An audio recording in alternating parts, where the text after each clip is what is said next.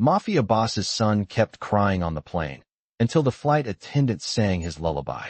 Hello everyone. Before we begin today's story, I have a small favor to ask. Please hit subscribe and turn on the notification bell so you never miss our channel's new videos. It's quick, free, and the best way to support us in bringing you more dramatic stories. Your support means the world to us. Where are you watching from? Drop your city or country in the comments below. Thank you very much. Now, let's dive into today's story. The passengers around me had no idea what was unfolding. It was just another routine flight from New York to Miami, or so they thought. As the plane cruised at 30,000 feet, I glanced down the aisle. The boy was still crying. Not the kind of crying you hear from an overtired child or a small toddler. This was deep, guttural sobbing, the kind of cry that makes your heart ache. I had seen many distressed kids before, but this felt different. I moved closer, my instincts kicking in. He was sitting alone in the first-class section, his head buried in his small hands, his knees pulled to his chest. He couldn't have been more than 6 or 7 years old. I approached him cautiously, giving him space, not wanting to startle him. His eyes were red from crying, his cheeks stained with tears. The boy had clearly been through a lot. As I knelt beside him, I offered him a soft, reassuring smile. "Hey, are you okay?" I asked gently. He looked up at me, his eyes filled with fear. He didn't speak at first, just continued to sniffle and wipe his nose with his sleeve. I tried again, this time in a softer tone. "Do you want to talk about it?" His small voice finally broke the silence. "I miss my mom," he whispered, his voice trembling. "I want to go home." The sadness in his words was palpable, and my heart went out to him. "I know, sweetie," I said softly. "I can't imagine how hard that must be for you.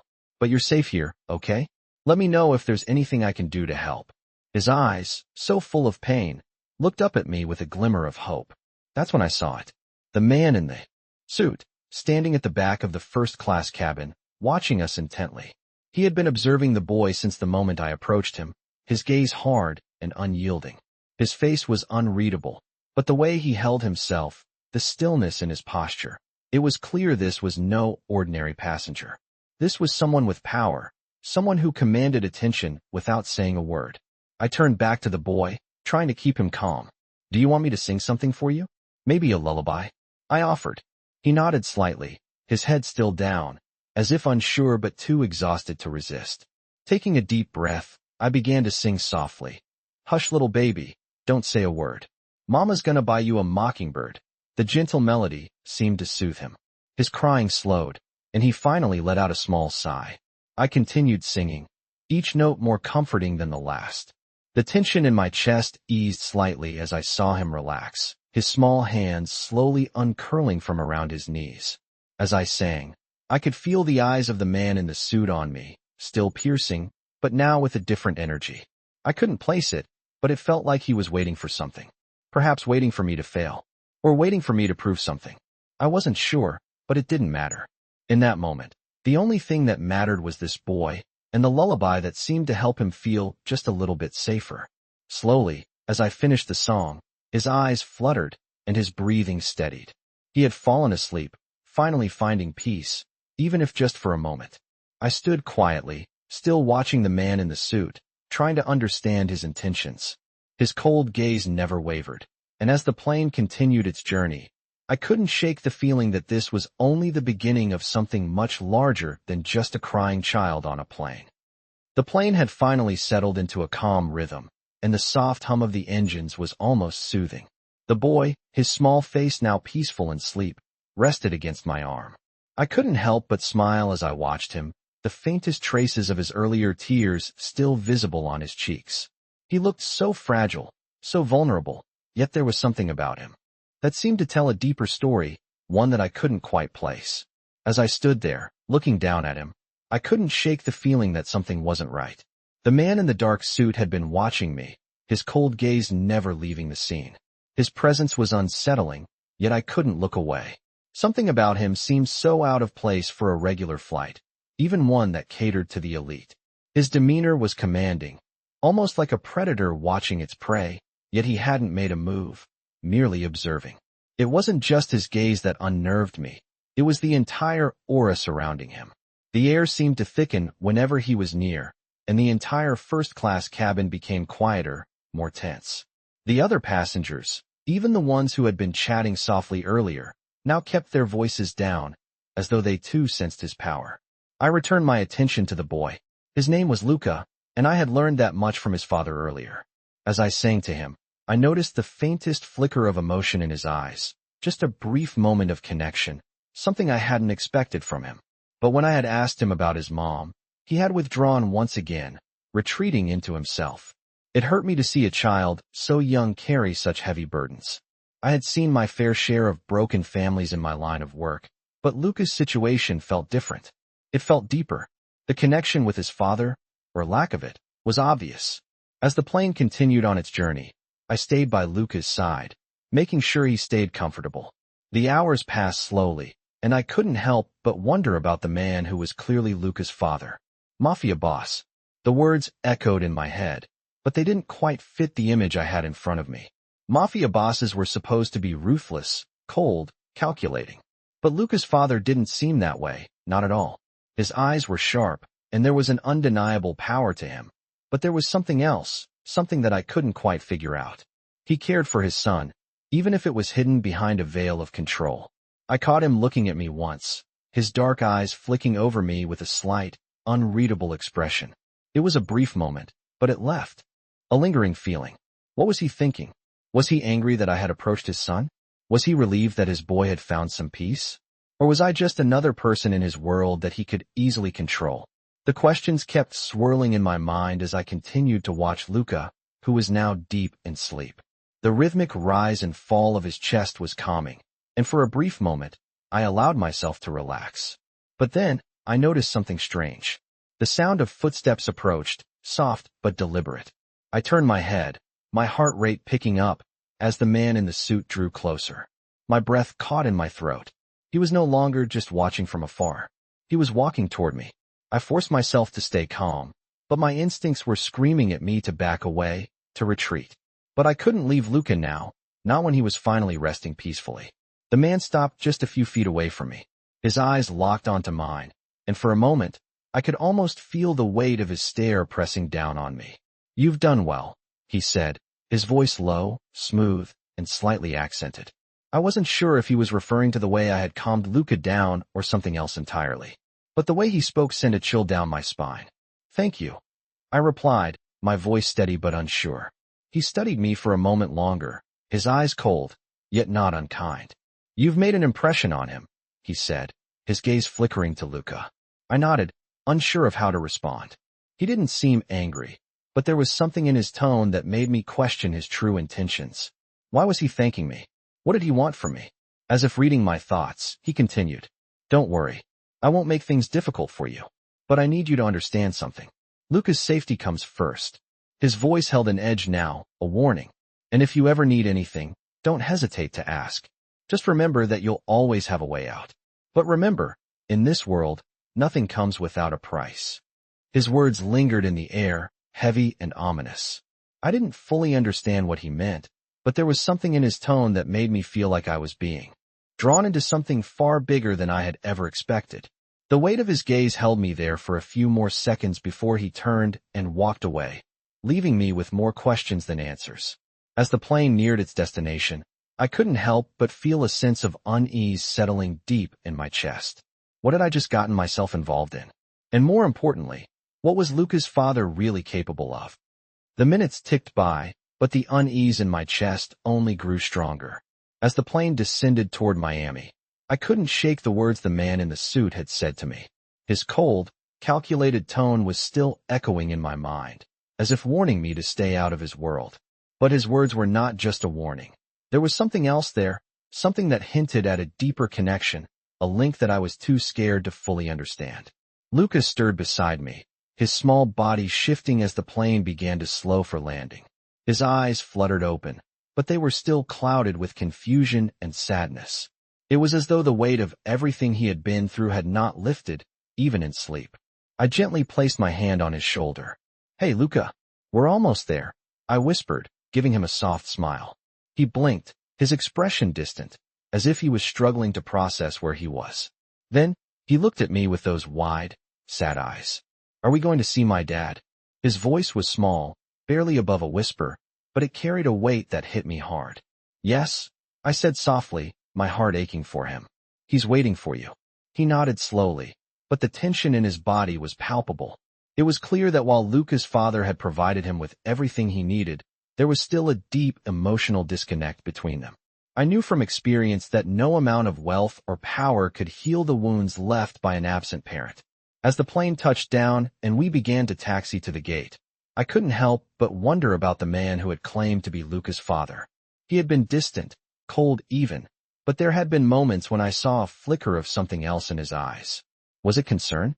Guilt? Or was he just playing a role that came with his position? My thoughts were interrupted as the plane came to a complete stop. "We're here," I said, helping Luca unbuckle his seatbelt. The boy stood up hesitantly, looking toward the front of the plane. I could see the apprehension on his face, the way his tiny fists were clenched at his sides. This wasn't just the anxiety of a young child arriving at a new place. It was the unease of a child who had learned that love could be conditional, that safety could be a transaction. I reached out to him, placing my hand gently on his arm. "You're going to be okay," I said quietly. "I promise." He didn't answer, but his eyes softened just a little as he looked up at me. Together, we walked down the aisle, and as we reached the jet bridge, I saw the man in the suit again. This time, his expression was unreadable, but there was a certain hardness to it, a coldness that made my skin prickle. He was standing at the door, waiting. His eyes locked onto Luca immediately, and a small, almost imperceptible nod passed between them. The tension in the air was thick, as though the entire room was holding its breath. Luca walked toward him, and I followed, my stomach in knots. I had no idea what to expect. Was he truly Luca's father, or was he simply someone who had claimed him out of obligation? "Is he okay?" The man's voice was low, but it had a dangerous edge to it, as though he wasn't asking out of concern, but out of control. I nodded slowly, unsure of how to respond. "He's fine," I said, but my words felt hollow. He barely acknowledged me as he looked down at Luca. "Come with me," he ordered, his tone firm but not unkind. Luca, who had been so calm just moments ago, flinched at the command, but he didn't resist. I watched as the two of them walked toward the waiting car, the man's hand lightly resting on Luca's shoulder. As they disappeared into the car, I felt a strange emptiness settle over me. I had done what I could, but it didn't feel like enough. There was a part of me that wished I could have done more, that I could have made a difference in this child's life, but I knew that some things were beyond my control. I turned and walked back toward the terminal, but I couldn't shake the feeling that this was only the beginning of something much larger, something I was far too involved in now to turn back from. I had entered their world, whether I liked it or not, and I had no idea where it would lead. The thoughts swirled in my mind as I made my way out of the airport, but one thing was certain. I was no longer just a flight attendant. I was part of something much darker, much more dangerous than I had ever imagined. I walked out of the airport with the strange heaviness still pressing against my chest, the kind that settles when you know a moment you should forget has already carved itself too deep. I kept reminding myself that the flight was over, that Luca was now with his father, that my job was done. But the truth was harsher. I could still feel the warmth of his small hand in mine. I could still see the way he had looked back at me before stepping into that black car, his eyes silently begging me not to let him go. I did not know how long I stood outside the terminal before I finally forced myself to move. The Miami air wrapped around me like a thick blanket, warm and humid, smelling faintly of ocean salt and jet fuel. I reached for my phone, trying to call a rideshare, but my hands trembled slightly. Luca's face would not leave my mind. His father's eyes would not leave my mind either. That cold, powerful gaze that lingered on me just a second too long. The way he studied me, as if seeing past my uniform, past the neat bun in my hair, past the polite smile meant for passengers. As if he had seen something about me I did not even know myself. I finally got into a car and made my way to the small hotel provided by the airline for overnight layovers. I changed out of my uniform, took a long shower, and tried to shake off the lingering discomfort from the day. But no matter how many times I closed my eyes, I kept seeing Luca crying in that first-class seat, and hearing the man's voice echo inside my head. His safety comes first, and nothing comes without a price. That night, I barely slept. Every shadow in the room felt like it was watching me. Every small sound made me sit upright in bed, my heart racing. By the time the sun finally rose, I had made a decision. I needed to let this go. I was a flight attendant. Luca and his father were strangers I would never see again. Their world was not mine. Their problems were not mine. I repeated those words to myself like a prayer as I returned to the airport for my next assignment. I walked through security, checked in with the crew, and tried to focus. But the moment I reached the gate for my next flight, I froze. He was there, standing near the window, his hands in his pockets, the morning sun casting a sharp glow along his dark suit. The same man, Luca's father, the Mafia boss. My breath caught. He turned his head slowly, as if he had known exactly where I was before I had even entered the room. Our eyes locked. That familiar, unreadable expression crossed his face. Then he walked toward me with deliberate steps, each one echoing in my chest like a warning. I forced myself to stay still, even though every instinct was telling me to run. When he reached me, he stopped close enough that I could see the faint scar near his jawline, a sharp reminder that this man had lived a life woven with danger. His voice was low, controlled. "We need to talk." My pulse hammered. About what? About my son. His tone left no room for refusal. "He asked for you." Those 4 words hit me harder than I expected. He asked for me? The man nodded once. He woke up crying again. He would not speak. He would not eat. He said he wanted the lady who sang to him. My heart twisted painfully. "I see," I whispered. "He is a child who has been through too much." The man's eye sharpened. "Which is why I am here." He paused, studying my face. "I do not like repeating myself, so listen carefully. You made an impression on him. That matters." His words felt heavier than they should have. "I appreciate that," I replied, my voice barely steady. "But I have a job. I cannot just leave it behind." "I am not asking you to leave your job." His voice remained level, but there was something dangerous beneath it. "I am asking you to help him." "Help him how?" I asked. "Be present," he said simply. "Be near him." I shook my head slowly. "I do not think it is that simple." His jaw tightened. "With me," he said, "nothing is simple." Then he leaned in slightly, just enough for only me to hear. "But when my son asks for someone, there are no limits to what I will do to make that happen." A chill ran through me, because I knew he meant every word. "Why me?" I whispered. His eyes softened, just barely. "Because you calmed him. Because he trusted you. Because he slept for the first time in months." I swallowed hard, unable to speak. "And because," he added quietly, "in my world, there are few things I cannot control. But my son's pain is one of them." His voice dropped even lower. "So help me control this." His request felt less like a request and more like a pull, a force dragging me into a world I had no business entering. But beneath all the danger, beneath all the power, there was something I had not expected. A father, a desperate one, and a child who needed someone. Someone who, against all reason, might be me. I walked out of the terminal, my feet heavy, my mind racing with the strange conversation I had just had. The man had said nothing directly threatening, but his words carried a weight I couldn't shake. His presence, the cold intensity in his gaze. It was all too much for me to just ignore. As I stepped outside into the Miami heat, I couldn't help but replay his last sentence in my mind. "When my son asks for someone, there are no limits to what I will do to make that happen." The words had been simple, but there was an undeniable force behind them, a quiet power that made my skin prickle. And then there was Luca. I kept seeing his face, his small, fragile form curled up in the seat, looking so lost. The way he had looked at me when I offered him comfort, like he wanted to believe he was safe, but couldn't. He had needed me, even if it was just for a brief moment. But could I really be the one to help him? Could I be the one to help him navigate through the mess of emotions, the chaos that had already marked his life? I had never signed up for this. I was just a flight attendant, a caretaker for a few hours at most. But the moment I sang to Luca, I realized something. This wasn't just about being a flight attendant anymore. There was something bigger pulling me into this. I could feel it in my bones. I couldn't explain it, but I knew I had to do something. I couldn't walk away, not now. But what did that mean for me? And what did it mean for Luca? I didn't have the answers, but I felt like I needed to find them. The following days were a blur.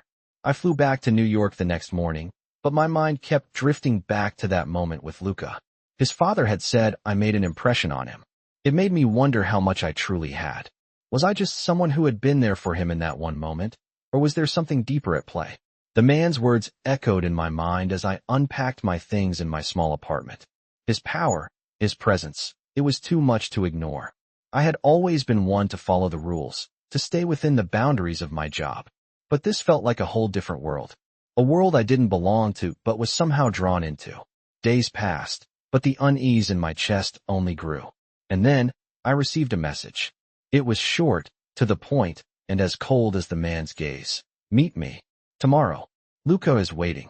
My heart skipped a beat. I hadn't expected this. I hadn't expected him to reach out to me. But there it was, a clear call to action. A clear invitation into a world I was trying to stay away from. The message left me with no room for excuses. I had to go. For Luca. For what I had promised in my heart to do for him. The next day, I found myself standing outside a large, imposing building in the heart of Miami. The address from the message had led me here. It was a mansion, more of a fortress, really, surrounded by high gates and guarded by men who looked like they had stepped out of a movie about organized crime. The air around me felt heavy, charged with danger. I hesitated at the gate, my pulse quickening. I wasn't just walking into a mansion. I was walking into a world I had no business being in. But I didn't have a choice. I had already come too far. One of the men at the gate opened it for me, giving me a curt nod as he stepped aside. He's waiting, he said simply, his voice low. I nodded and walked past him, my legs feeling like lead as I made my way toward the entrance. The door opened just before I reached it. Inside, the house was grand, but cold. Marble floors, towering ceilings, and artwork that was more for show than for beauty. It was a world of wealth, yes, but it was also a world of control. And I could feel it in the air. The man in the suit was standing at the end of a long hallway, waiting for me. He didn't smile, didn't offer me any kind of greeting. He just looked at me, those same dark eyes sizing me up, calculating. You came, he said. It wasn't a question. I told you I would. I replied, trying to keep my voice steady.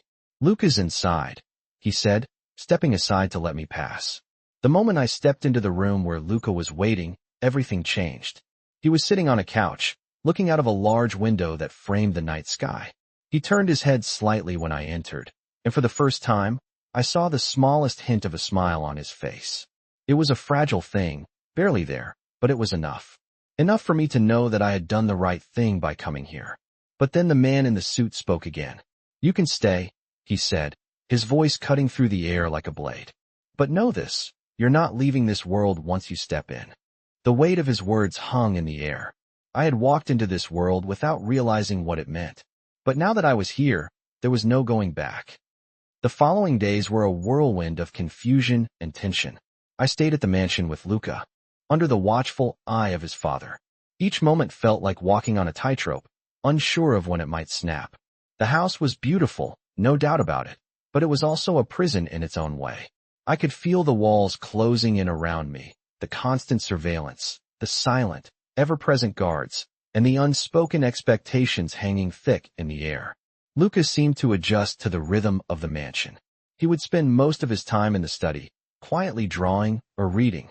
I could see that his world had been reduced to these quiet moments, these brief escapes from the darkness that loomed outside.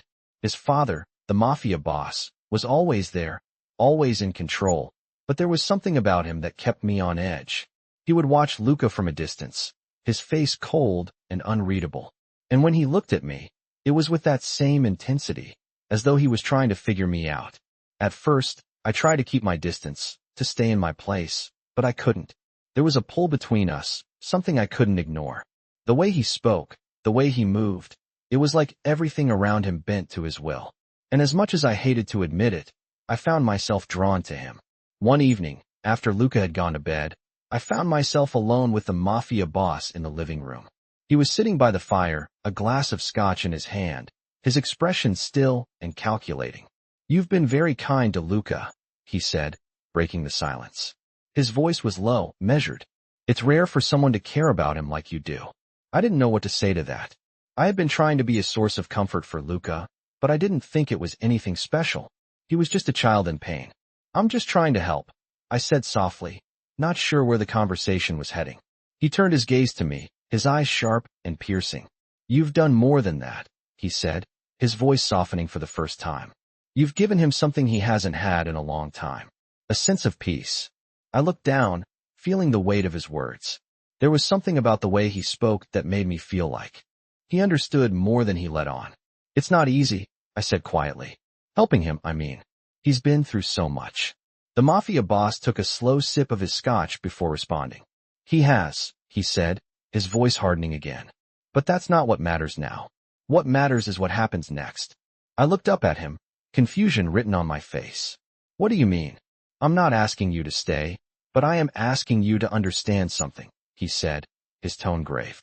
Luca's life is my responsibility, and I will do whatever it takes to keep him safe. That includes keeping people like you close. My heart skipped a beat at his words. I hadn't expected him to say that. I don't want to be in the way, I said quickly. I just want to help Luca. You are helping him, he replied. But you need to understand, you're not just helping him because you want to. You're helping him because you have to. You're part of this now. You're part of his world. I felt a chill run down my spine at his words. The weight of what he was saying began to sink in. This was no longer just about helping a child in need. This was about something bigger, something dangerous. I had stepped into a world where nothing was ever truly free, where everything came at a cost. The Mafia boss leaned back in his chair, his gaze never leaving me. You can leave whenever you want, he said, his voice almost casual. But I'm warning you now. If you do, you may never get another chance to be a part of his life. Once you step out, you'll be out for good. His words hung in the air, heavy and final. I didn't know how to respond. I didn't know what to think. But deep down, I knew one thing. I couldn't leave. I couldn't walk away from Luca. No matter how dark the path ahead seemed, I knew I had to stay. For him. I'm not going anywhere, I said quietly, meeting his gaze. He studied me for a long moment. And then, for the first time, a flicker of approval crossed his face. Good, he said, his voice low but firm. Then we'll see where this takes us. And just like that, I knew. I was in this world. Now, whether I liked it or not, I was part of their world. And there was no turning back. The mansion had become a new kind of prison for me, but not in the way I had expected. The marble floors, the grand chandeliers, the sprawling gardens, all of it was luxurious, but it felt like I was living in a world I didn't belong to. The walls, so pristine and perfect, felt suffocating. There were times I'd wander the halls of the mansion, trying to find a place to breathe, to think. But every turn seemed to lead me deeper into a life that wasn't mine. My connection with Luca had grown stronger over the past few days. He was quiet, reserved, but when I was with him, he seemed to come alive. I could see the spark in his eyes that had been buried under the layers of pain he carried. We spent hours drawing together, sometimes just sitting in silence, and I realized that this was what he needed. Not a lavish home, not expensive toys, but someone who could understand the darkness he was going through. His father, the Mafia boss, was still an enigma to me. His control, his coldness, it was all-consuming. But there were moments when I saw something else in him, something human. It was fleeting, like a shadow passing through the storm, but it was there. One evening, after dinner, I found myself alone with him in the study. The room was dimly lit, the shadows stretching across the walls. The Mafia boss was sitting by the fireplace, a glass of scotch in hand, his posture relaxed but still alert. I stood by the door, unsure of what to do. Come in, he said without looking up, his voice low and calm. I won't bite. I hesitated but walked in anyway. The weight of his gaze followed me as I crossed the room. What's on your mind? He asked, his tone soft, almost curious. I wasn't sure how to answer. My mind was racing with questions, with doubts, but I couldn't bring myself to speak them out loud. Luca, I finally said, breaking the silence. How do you deal with all of this? I motioned around the room, the mansion, the life they lived. He looked at me for a long moment, his eyes unreadable. You don't deal with it, he said quietly. You just survive. His words hit me harder than I expected. I thought of Luca, of how much he had been through, of how he seemed to be just surviving, not living. I don't think he's surviving, I said, the words slipping out before I could stop them. The Mafia boss raised an eyebrow, a flicker of surprise crossing his face. What do you mean? He's not living, I repeated. He's trapped. I see it in his eyes. He needs something more than this life, more than what you can give him. I immediately regretted the words as soon as they left my mouth, but it was too late. The Mafia boss was silent, his gaze hardening. For a moment, I thought he might say something, but then he stood up and walked toward the window. He didn't speak for several minutes, and I wondered if I had gone too far. "You don't understand," he said finally, his voice low. "You don't know what it's like to have everything you've ever known, everything you've ever built, depend on your ability to protect it. Luca is my world, and I will do whatever it takes to keep him safe." His words hung in the air, heavy with emotion, but it wasn't anger I sensed. It was fear. Fear of losing the one thing he couldn't control, the one thing he loved. I wanted to say something, to comfort him, but I didn't know how. The man who stood before me was so far removed from the person I had first met on the plane. There was a vulnerability in him, buried deep beneath the power and the cold exterior, but it was there. And in that moment, I realized that Luca's father was just as lost as his son. The Mafia boss turned to face me, his expression softer now, almost reluctant. "I'm not good at this," he admitted, his voice barely above a whisper. "But I'll try. For him." The sincerity in his words took me by surprise, and for the first time since I had arrived at the mansion, I felt like maybe, just maybe, there was hope for this family. "That's all he needs," I said, my voice gentle. "Someone who will try." He nodded, and for a brief moment, we just stood there in silence, understanding each other in a way words couldn't capture. "Thank you," he said quietly, as if he had never meant those words more in his life. I didn't know what the future held, but in that moment, I realized that I wasn't just helping Luca. I was helping his father, too. The journey I had started was far from over, but I knew now that I couldn't walk away. Not now, not when they needed me. The days that followed were a strange mix of moments, full of tension and unspoken words. Luca seemed to grow more comfortable with me, but there was still an invisible wall between us. He would smile at me occasionally, and I could see the glimmer of the child he was meant to be, but it was always fleeting. Most of the time, he seemed lost in thought, his eyes distant, as though he was carrying a weight much heavier than any child should. The Mafia boss, his father, had been more distant as well. He'd retreated into his world, managing his empire, and whenever I saw him, it was as if I was nothing more than a part of the furniture. His icy exterior remained, but there was a crack in it now, something different when he spoke of Luca. And I could see that he was trying, though I wasn't sure what exactly he was trying to achieve. One evening, after dinner, I found myself walking down the grand hallway of the mansion. Luca had gone to bed, and the house was unusually quiet. The guards were stationed as always, but they hardly noticed me as I walked past them, lost in my own thoughts. I had tried so hard to just stay in the background, to help Luca without getting involved in his father's world. But somehow, I was already too deep.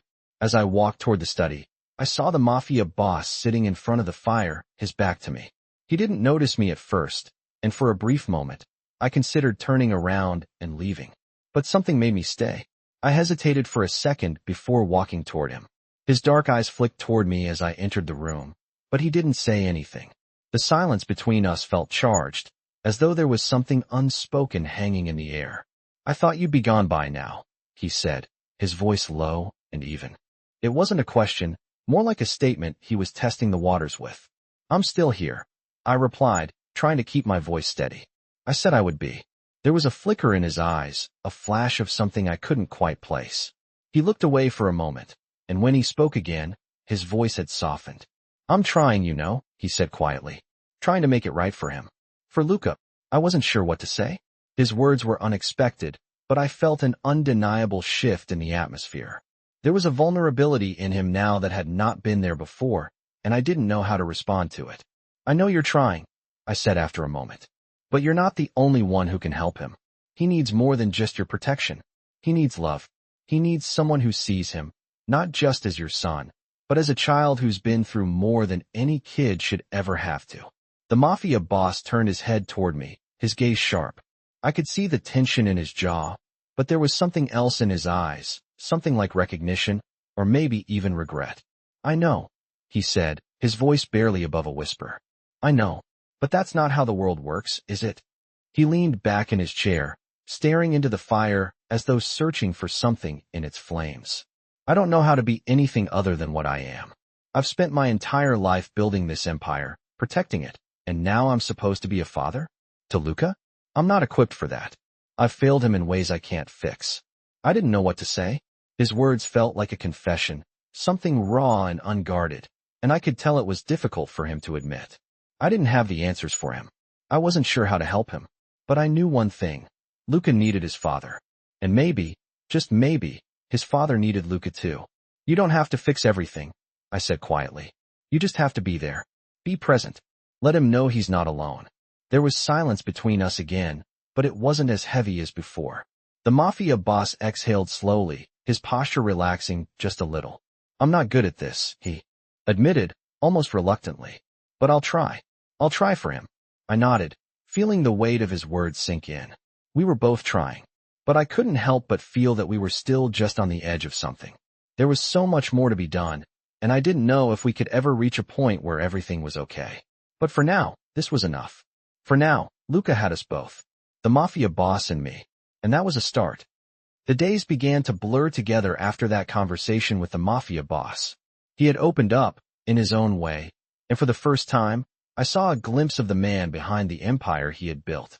But nothing was simple in his world, and I knew that. It felt like a fragile peace had settled over the mansion, but I could still feel the tension in the air. Luca, who had started to find some comfort in my presence, seemed to retreat again as the days passed. It was as if the more he allowed himself to feel safe, the more afraid he became of losing it. I knew how that felt. The fear of being let down again, of finding out that the stability you thought you had was only an illusion.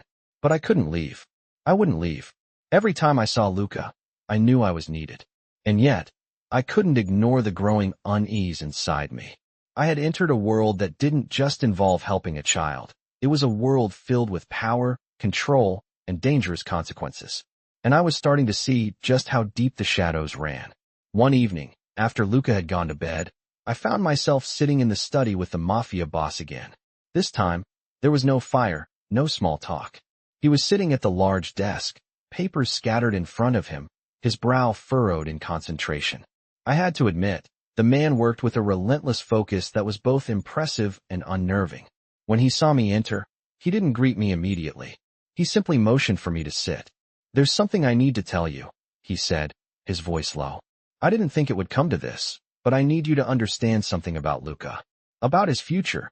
His words made my heart race. I had spent so much time focusing on helping him in the present that I had never really considered what would happen to him in the future. I sat down, my gaze fixed on the Mafia boss. What do you mean? I asked. He didn't answer right away, instead looking down at the papers in front of him. Luca is not safe here, he said quietly. The words hit me like a punch. What do you mean? This is his home. It's not safe for him anymore, he repeated, his voice cold. There are people who want to use him against me. People who would use him as leverage, as a way to control me. I've spent my entire life building this empire, and I will do whatever it takes to protect it. But Luca is my weakness. His words hung in the air, heavy with meaning. I could see the struggle in his eyes, the same struggle that had haunted him for years.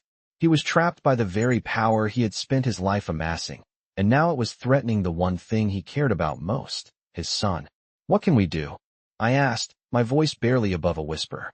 The Mafia boss looked at me, his gaze sharp. We need to get Luca out of here. He needs to leave, and he needs to leave soon. I can't protect him here anymore. I felt a wave of panic rise in my chest. The idea of Luca being taken away, of him being put in danger, made my stomach turn. But I knew that there was no choice. If Luca stayed, he would only be a pawn in a dangerous game. I stood up, trying to keep my composure. Where will he go? I asked, my voice trembling. The Mafia boss stood as well, his eyes focused on me. I don't know yet, he said. But it won't be here. Not with me. I need to make sure he's safe. He has to be far from all of this. The thought of Luca being sent away from the only home he knew, broke my heart. But I also understood the gravity of the situation.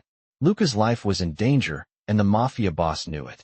He was doing what he could, but there was only so much he could do from within his own world.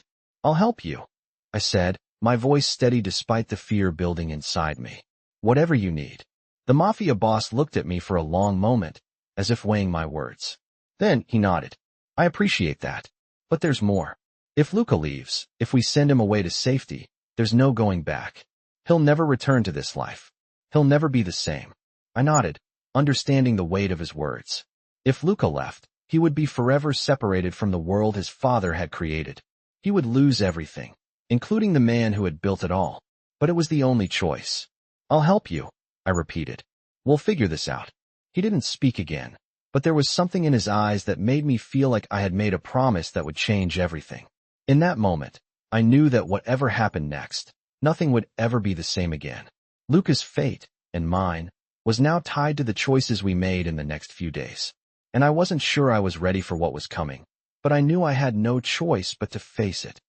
The decision had been made, and I could feel the weight of it pressing down on my chest as the days ticked by. Luca was going to leave the mansion, leave everything he knew behind. But where would he go? And how would we protect him? The Mafia boss, his father, was putting everything into motion, planning the safest escape for Luca, but I could see the fear in his eyes whenever he looked at his son. The fear of losing him, of not being able to keep him safe. It was a fear I understood all too well, but I wasn't sure how to help. I had no experience in this world of power, danger, and manipulation. I was just a flight attendant. And yet, I found myself as tangled in it as they were. It wasn't just Luca's safety on the line. It was mine too. The Mafia boss had made it clear that I was involved now, whether I liked it or not. If Luca left, I knew there would be no turning back. But what if we didn't act quickly enough? What if the people who were after Luca found him before we could get him to safety? The thought made my stomach churn. One evening, as I sat in the living room, staring out the large windows that looked out over the garden, I saw the Mafia boss walking toward me. He didn't have to say anything. His expression said it all. He was tense, anxious, and determined. "We have a problem," he said quietly, his voice hard. "Someone's found out about Luca. We have to move now." The words hit me like a punch to the gut. "What do you mean?" I asked, standing up, my heart racing. "Who found out?" "I don't know yet," he said, his eyes narrowing. "But I'm not taking any chances. I've arranged for Luca to be moved. He'll be safe, but you need to get him out of here. Now." I felt my breath catch in my throat. "What do you need me to do?" "Take him. Go with him. You're the only one who can get him to safety." He paused, his gaze intense. "I trust you." Those words were more powerful than any I had ever heard. The trust he placed in me felt like a heavy responsibility, but I couldn't back down now. I had to help Luca. I couldn't let him be pulled into a world he couldn't escape. I nodded, my resolve hardening. "I'll do it. I'll make sure he's safe." The Mafia boss gave me a sharp nod and turned to leave, but then he paused. "Thank you," he said quietly. The words were simple, but the weight behind them was unmistakable. He wasn't just thanking me for helping his son. He was thanking me for putting my trust in him, for stepping into a world I had no place in. As the Mafia boss disappeared down the hallway, I quickly went to find Luca. He was sitting in his room, looking out the window, his face pale, his eyes distant. "Luca," I said softly, stepping into the room. "We have to go. It's time to get you out of here." His eyes flickered with confusion, and he turned toward me slowly. "Where are we going?" "We're going to be safe," I said, trying to reassure him. "You'll be okay. I'm not leaving you." He nodded slowly, but I could see the fear in his eyes. He didn't understand what was happening, and I couldn't explain it all to him. But I knew he had to. Trust me, I had to get him to safety, and quickly. The plan was set into motion within minutes. I could hear the sound of cars pulling up outside, the muffled voices of the guards, and the rush of movement as everything was prepared. I took Luca's hand and led him outside, my heart pounding in my chest. The mansion, with its grandeur and its darkness, was behind us now. We were leaving it all behind. But I couldn't help but look back. I wasn't sure if we would ever return to this place, to this life. But I couldn't focus on that now. All that mattered was getting Luca out of here. As we walked to the waiting car, I glanced at Luca one more time. His face was a mix of fear and confusion, but there was something else there too. A spark of hope. Maybe he didn't fully understand what was happening, but he trusted me.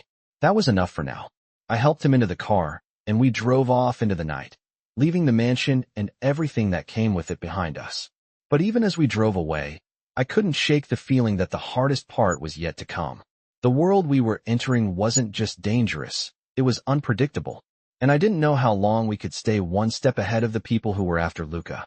But I wasn't going to let anything happen to him. Not now. Not ever. The car ride felt like an eternity, the engine humming softly in the background as we sped away from the mansion. I couldn't stop looking at Luca, who was sitting quietly beside me. His small hands were tightly clasped in his lap, his eyes fixed on the dark road ahead. He wasn't saying anything, but I could feel the weight of his silence. I couldn't blame him. He was scared. He was confused. And I was all he had now. I kept my gaze on the road, trying to focus on driving, but my mind kept drifting back to what we had left behind. The mansion, the life we had known, it all seemed so distant now. I tried not to think about it. I couldn't. We had to focus on what was ahead. But even as I tried to block it out, the feeling of being pursued lingered. I didn't know who was chasing us, or why. I didn't know what kind of danger we were truly in, but the Mafia boss's words still echoed in my mind. Someone's found out about Luca. The idea of someone coming after us sent a cold chill down my spine. The world we had stepped into was darker and more dangerous than anything I could have imagined. We drove for hours, making sure to take every possible precaution. We switched cars twice and made a detour to avoid any potential surveillance. I was doing everything I could to stay one step ahead, but I knew it wasn't enough. As we neared our destination, I could see the exhaustion in Luca's eyes.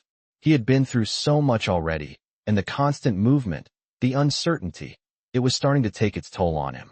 I reached over and placed a hand on his. He looked up at me, his eyes tired but grateful. "Are we going to be okay?" he asked quietly, his voice barely above a whisper. His question made my heart ache. I didn't have the answers. I didn't know if we would be okay, but I couldn't let him see my fear. "We'll be fine," I said, forcing a smile. "I promise you." We pulled into a small, secluded house in the middle of nowhere. The area was quiet, isolated, and I could feel the tension start to loosen just a little. We were far from the dangers of the city, far from the chaos that had surrounded us. This was supposed to be a safe place, but I couldn't shake the feeling that we were just biding our time, waiting for the storm to catch up with us. I led Luca inside, where we were greeted by a woman who introduced herself as Sophia. She was kind, her eyes warm and understanding, but there was a quiet strength in the way she moved.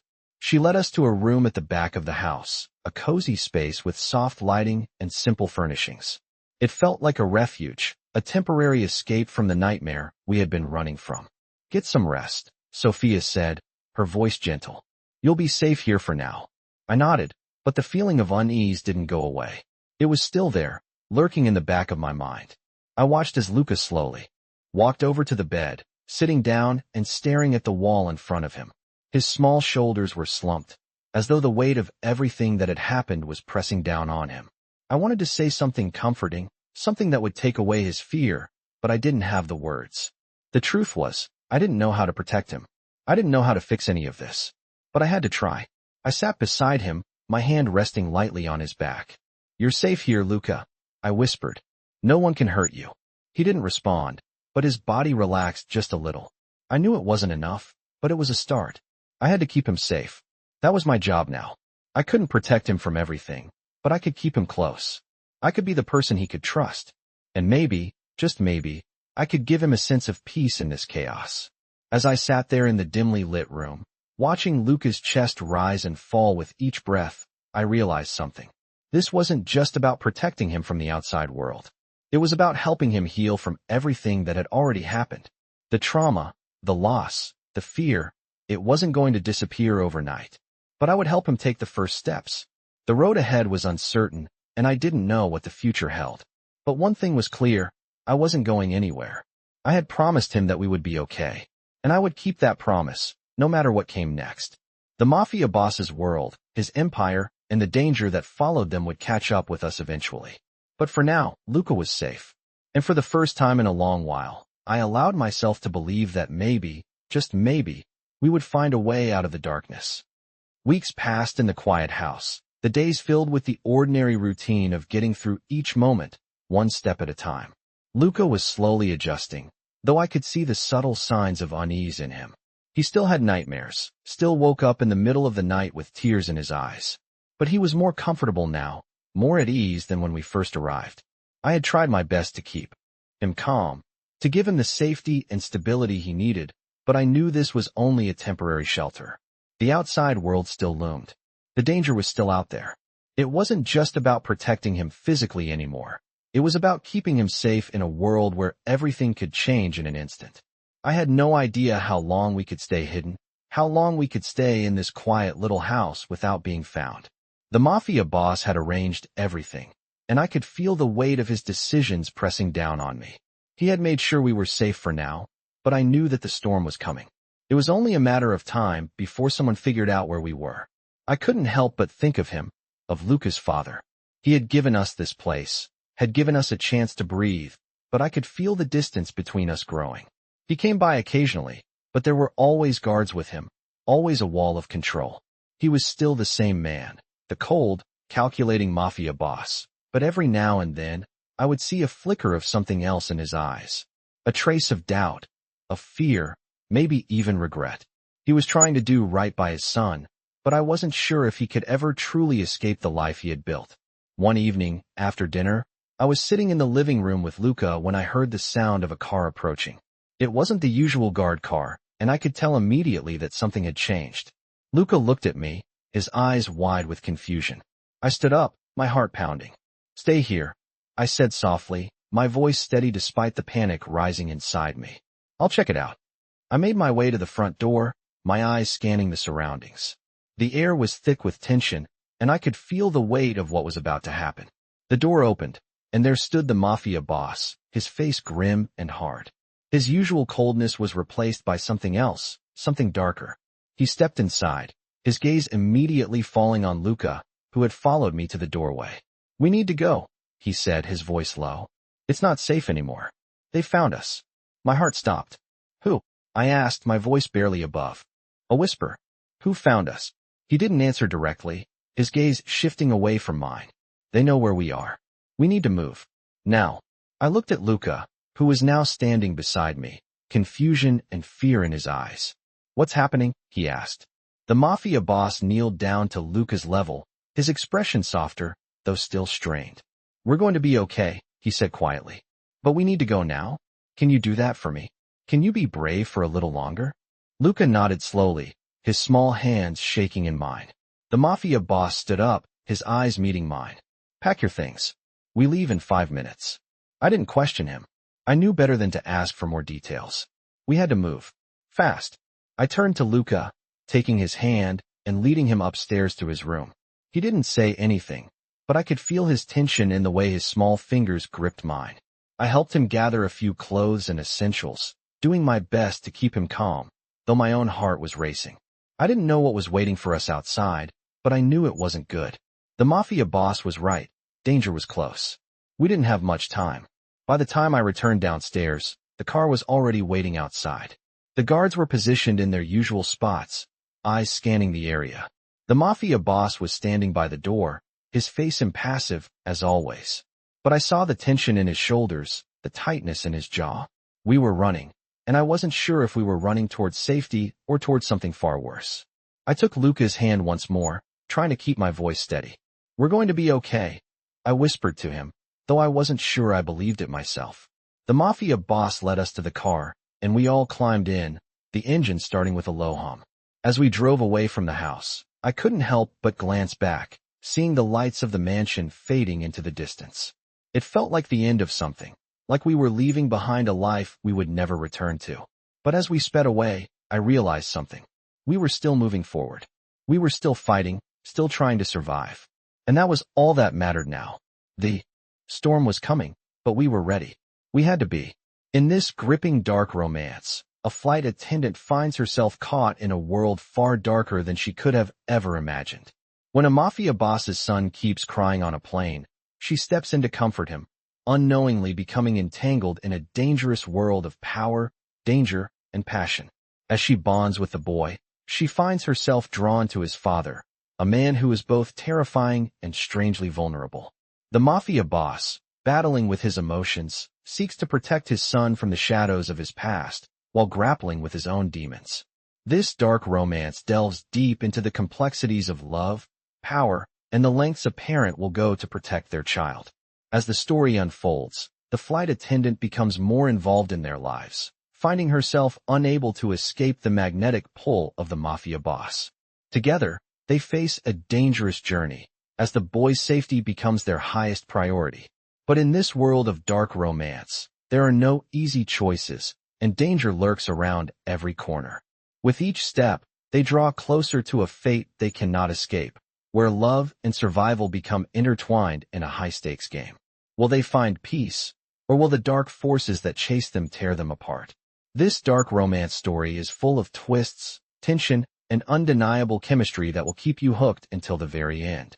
Join the characters as they navigate a world where the line between love and danger is razor thin.